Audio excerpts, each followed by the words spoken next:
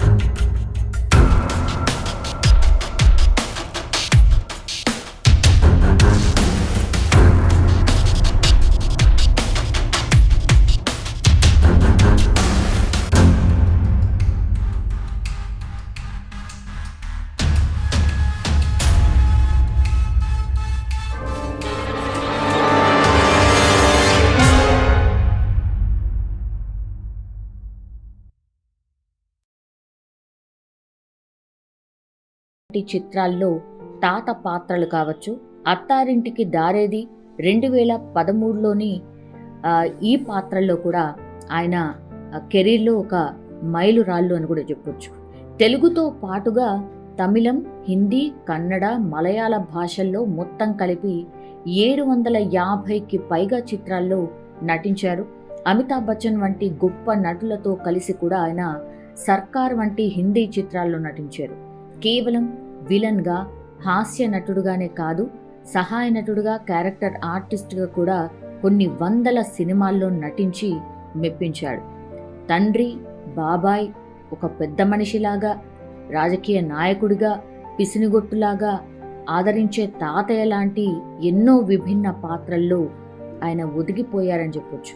అత్తారింటికి దారేది, దూకుడు, సర్కార్, బొమ్మరిల్లు, అతడు, ఠాగూర్, ఈడియట్, స్టూడెంట్ నంబర్ 1 ఇలా ఎన్నో చిత్రాల్లో ఆయన పాత్రకు గుర్తింపు కూడా వచ్చింది.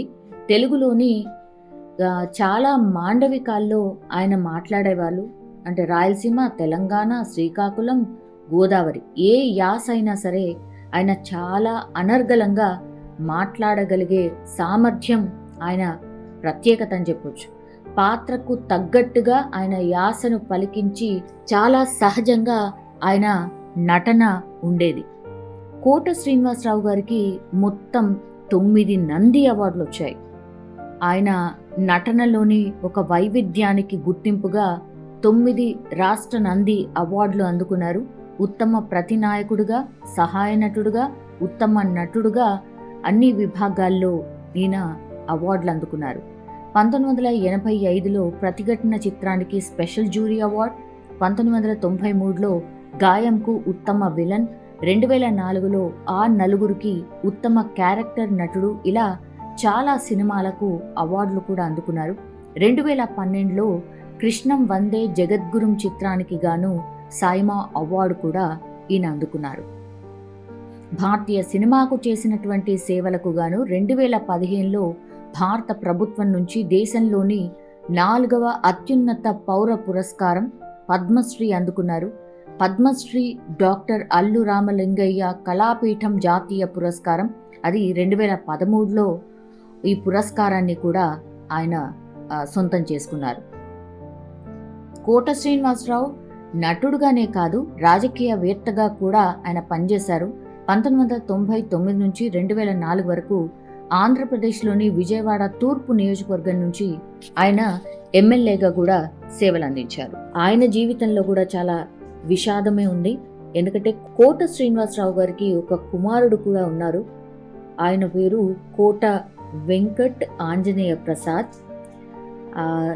దురదృష్టవశాత్తు ప్రసాద్ 2010 జూన్ 20వ తారీఖున హైదరాబాద్లో జరిగినటువంటి ఒక రోడ్డు ప్రమాదంలో మరణించారు. సో ఈ ఘటన కోట జీవితంలో ఒక కోలుకోలేని పెద్ద దెబ్బ. కోట శ్రీనివాసరావు గారు తనకు ఏకైక కుమారుడు కోల్పోయిన తర్వాత ఆయన జీవితంలో చాలా తీరని లోటుగా మిగిలిపోయింది అని చాలా సందర్భాల్లో చెప్పినటువంటి మాట. ఈ సంఘటన గురించి ఆయన కొన్ని సందర్భాల్లో ఇమోషనల్గా కూడా మాట్లాడిండ్రు. 1971లో జన్మించినటువంటి కోట వెంకట ఆంజనేయ ప్రసాద్ మరణించే సమయానికి కేవలం 39 సంవత్సరాలు మాత్రమే. అయితే ప్రసాద్ కూడా తన తండ్రి అడుగు జాడల్లోనే సినీ రంగంలోకి ప్రవేశించారు. జేడి చక్రవర్తి దర్శకత్వంలో సిద్ధం సినిమాల్లో ఆయన నటించారు. అట్లాగే గాయం 2 సినిమాల్లో కూడా తన తండ్రితో పాటు కుమారుడు కూడా నటించాడు. శంషాబాద్ విమానాశ్రయానికి వెళ్లే మార్గంలో నార్సంగి కప్ప వద్ద తన స్పోర్ట్స్ బైక్లు పైన వెళ్తూ ఉండగా ఒక డీసీఎం వ్యాన్ను ఢీకొట్టి తీవ్ర గాయాలతో ఆయన మరణించిండు. సో ఈ ఘటన తెలుగు సినీ పరిశ్రమను తీవ్ర దిగ్భ్రాంతికైతే గురి చేసింది. కోటకు భార్య, అట్లాగే 2 కూతుళ్ళు, ఒక కుమారుడు మాత్రమే ఉన్నారు. జంధ్యాల దర్శకత్వంలో రాజేంద్ర ప్రసాద్ హీరోగా తెరకెక్కిన చిత్రం అహనా పెళ్ళంట. సురేష్ ప్రొడక్షన్లో రూపొందించినటువంటి ఈ చిత్రం 1987లో రిలీజ్ అయి సూపర్ డూపర్ హిట్ అయింది. ఈ సినిమాలో కోట శ్రీనివాసరావు లక్ష్మీపతి అనే పిసినారి పాత్రలో నటించి అందరినీ కూడా మెప్పించారు. చాలా సందర్భాల్లో ఆ డైలాగ్ని కూడా చాలామంది గుర్తు చేసుకుంటూ ఉంటాం. అరగుండు పాత్ర బ్రహ్మానందం కూడా ఆ చిత్రంలో నటించి మెప్పించిండు.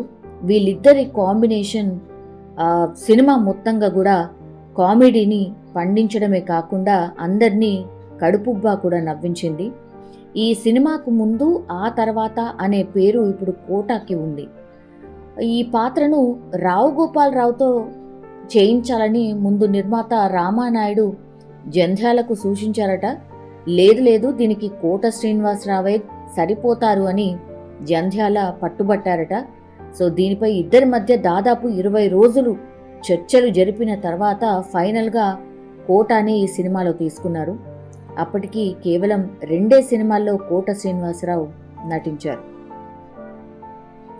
లక్ష్మీపతి పాత్రకు అనుగుణంగా కోట శ్రీనివాసరావు జుట్టు చాలా వరకు తీసేయించుకొని చిన్న తలకట్టుతో మనకు క్రాఫ్ట్లో కనిపిస్తూ ఉంటారు. అయితే ఈ సినిమాకు అదే ఉండాలి అని జంధ్యాల గారు పట్టుబట్టారట. అప్పటికే మరికొన్ని సినిమాల్లో నటిస్తూ ఉన్నారు. సో ఈ సినిమాలోని పాత్ర ప్రాధాన్యత కావచ్చు, విశిష్టత కావచ్చు, దీన్ని వదులుకోలేక విగ్గు పెట్టుకొని నటిస్తానని ఇతర చిత్రాల దర్శకుల నిర్మాతలను ఒప్పించి మరీ ఈ పాత్రలో నటించారట కోట శ్రీనివాసరావు. సో ఆహనా పెళ్ళంట సూపర్ డూపర్ హిట్ కావడంతో ఇక కోట తనదైన ముద్ర వేశారు. అక్కడి నుంచి కోట శ్రీనివాసరావు 2023లో విడుదలైనటువంటి సువర్ణ సుందరి చిత్రంలో చివరిసారిగా కనిపించారు. నిజంగా ప్రస్తుతం ఉన్నటువంటి సమాజం దేనికి ప్రయారిటీ ఇస్తుంది?